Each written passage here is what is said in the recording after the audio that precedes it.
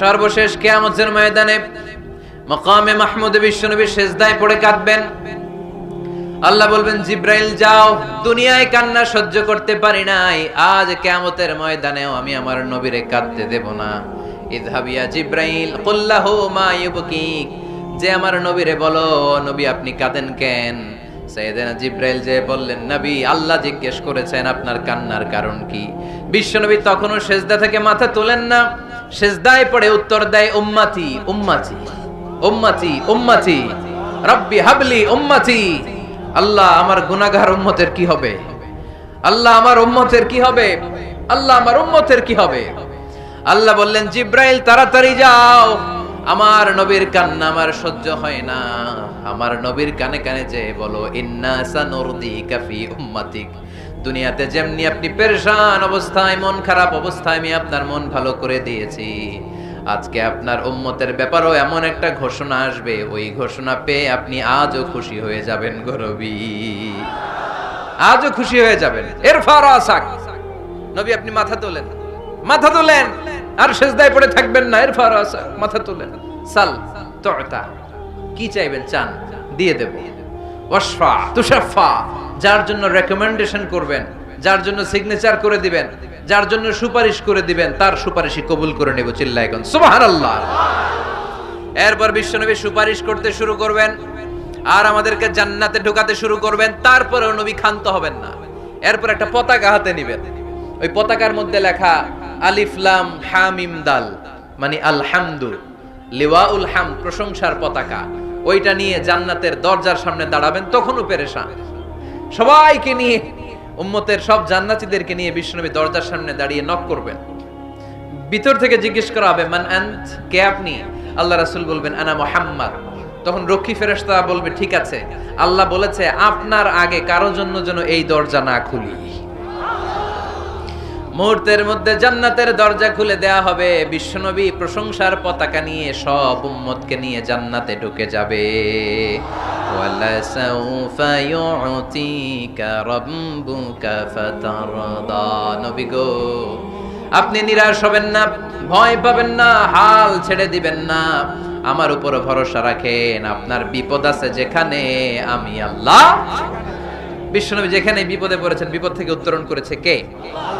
এরপরে বিশ্বনবীর আল্লাহ স্মরণ করায় দিচ্ছেন, নবী আলাম ইয়াজিদিকা ইয়াতীমান ফাআওয়া ওয়া ওয়াজাদাকা দাল্লান ফাহাদা। সুবহানাল্লাহ পড়ো।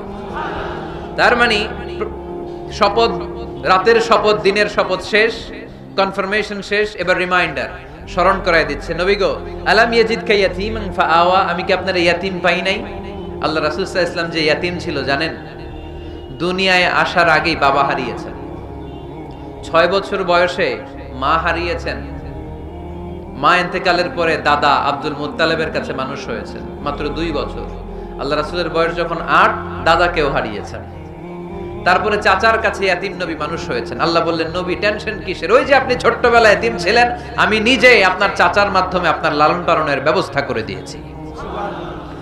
আলাম ইয়াজিদিকা ইয়াতীমান ফাআওয়া, আপনি ইয়াতীম ছিলেন, আমি আপনার লালন পালনের ব্যবস্থা করলাম। ওয়া ওয়াজাদাকা দাল্লান ফাহাদা, আপনি পথ খুঁজছিলেন, আমি পথ দেখিয়েছি। আপনি ছিলেন দল্লান, দল শব্দের একটা অর্থ হচ্ছে ভ্রষ্ট বা গোমরা। আল্লাহ রাসূল কি ভ্রষ্ট ছিল? গোমরা ছিল না। আল্লাহ রাসূল ভ্রষ্ট ছিলেন না, গোমরা ছিলেন না। যদিও অফিশিয়ালি তিনি 40 বছর বয়সে নবী হয়েছেন, কিন্তু ওনার 40 বছরের আগের জীবনেও আমাদের জন্য অনুকরণীয়, অনুপম আদর্শ। চিল্লায় বলেন ঠিক কি না? এখানে দলের অর্থ হচ্ছে, নবী you are searching the right way, then I guided you to the right way. You are searching the truth, আপনি সত্য পথ খুঁজছিলেন, খুঁজে পাচ্ছেন না, কোনটায় কোনটায়, আপনি পথ হারা পথিকের মতো খুঁজছিলেন। অনেক সময় হয় না, কিরে টাঙ্গাইল যাব, রাস্তা কি এইটা না ওইটা? মাঝে মাঝে আমরা দোদুল্যমান থাকি, আছে না নাই? আল্লাহ বললেন, নবী আপনি সত্য খুঁজছিলেন, সত্য কি এদিকে না ওদিকে?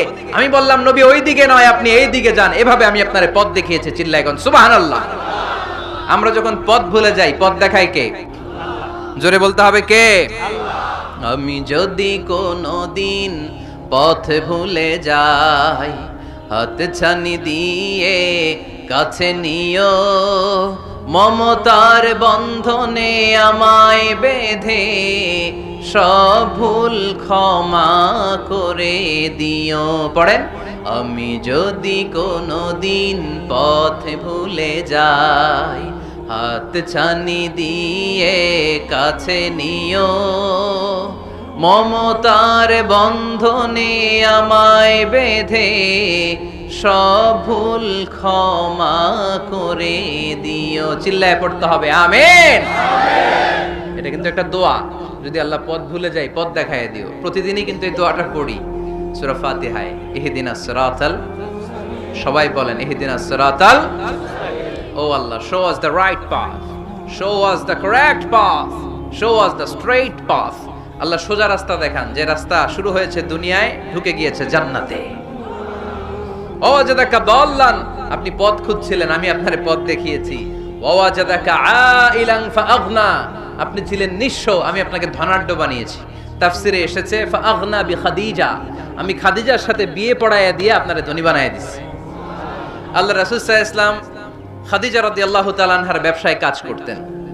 আল্লাহ রাসূল সাল্লাল্লাহু আলাইহি ওয়াসাল্লামের আমানতদারিতায় মুগ্ধ হয়ে আম্মাজান খাদিজা বিয়ের প্রস্তাব পাঠালেন। বিয়ে হয়ে গেল, আরশের উপর থেকে আল্লাহ সাইয়েদানা খাদিজাকে সালাম পাঠালেন।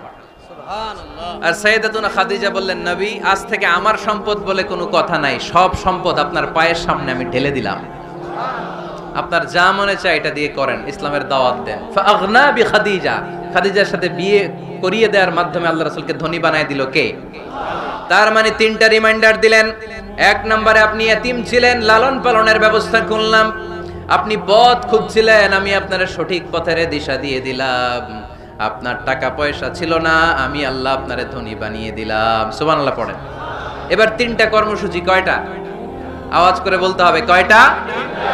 এক নাম্বার কর্মসূচি, ফাআম্মাল ইয়াতীমা ফালা তাকহার, নবী হে খবরদার এতিমদেরকে ধমক দিবেন না, এতিমদেরকে তাড়িয়ে দিবেন না, কারণ আপনি নিজেই তো এতিম ছিলেন, ঠিক কি না?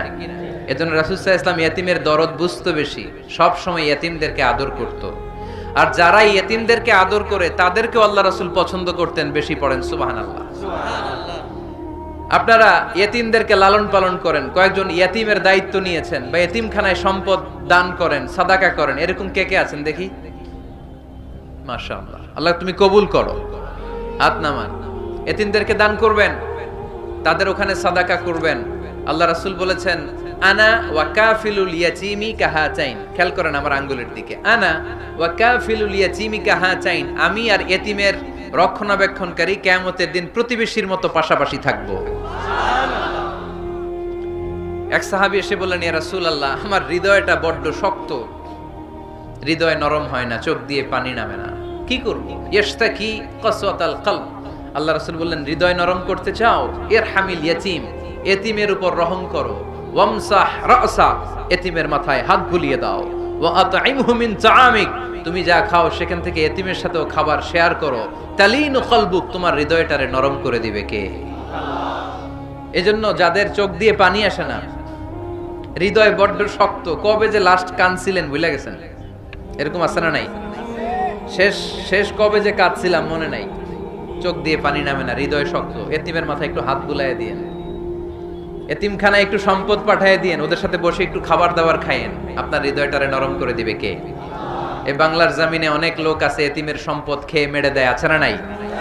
আল্লাযীনা ইয়াকুলুনা আমওয়ালাল ইয়াতামা যুলমান ইন্নামা ইয়াকুলুনা ফী বুতুনিহিম নারা ওয়া সায়াসলাউনা সাঈরা। আল্লাহ বললেন, খবরদার এতিমের সম্পদ মেরে দিও না।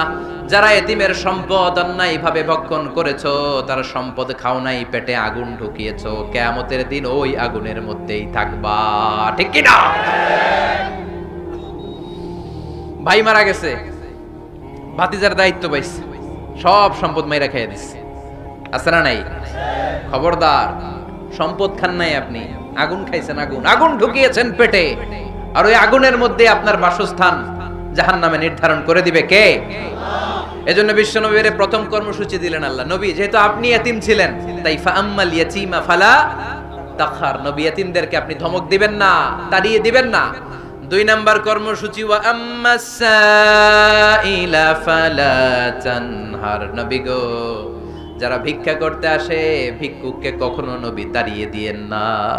ভিক্ষুককে তাড়াবেন না, ধমক দিবেন না। অনেকে ধমক দেয়, আছে না নাই? আপনি বড় সাহেব, বড় বাড়ির মালিক, একজন আসছে ভিক্ষা করতে, আপনি তাড়ায় দিচ্ছেন। ওরেও বড় সাহেব বানাইতে পারতো কে? ও যেখানে দাঁড়িয়ে ভিক্ষা করে ওই জায়গায় আপনারা ভিক্ষুক বানাতে পারতো কে? আপনি গাড়িতে চড়ে বেড়ান, রাস্তায় জ্যামের মধ্যে যখন প্রাইভেট কারগুলো আটকে যায়, পথ শিশুরা ছোট্ট ভাঙ্গা থালা নিয়ে গ্লাসের সামনে এসে গ্লাসে নক করে, বলে স্যার 2 দিন ধরে কিছু খাই নাই, 5টা টাকা দেন, বলে না? আহা, গ্লাসও নামায় না অনেকে, ধমক দেয়। খবরদার, ধমক দিয়েন না। ওরে প্রাইভেট কারে বসাইতে পারতো কে? ভাঙ্গা থালা দিয়ে আপনারে ফুটপাতে নামায় দিতে পারতো কে? এই যে বিশ্বনবীরে সাবধান করলেন, বিশ্বনবীকে বলার মাধ্যমে গোটা উম্মার জন্য আল্লাহ শিক্ষা রেখে দিয়ে বললেন, ফাআম্মাল ইয়াতীমা ফালা তাকহার ওয়া আম্মাস সাইলা ফালা তানহার। ও নবী, খবরদার, ইয়াতীমদের সাথে কখনো কর্কশ আচরণ করবেন না। যারা ভিক্ষা করতে আসে, যারা ফরিয়াদি, তাদেরকে ধমক দিয়ে তাড়িয়ে দিবেন না। ওয়া আম্মা বিনি'মাতি রাব্বিকা ফাহাদ্দিস।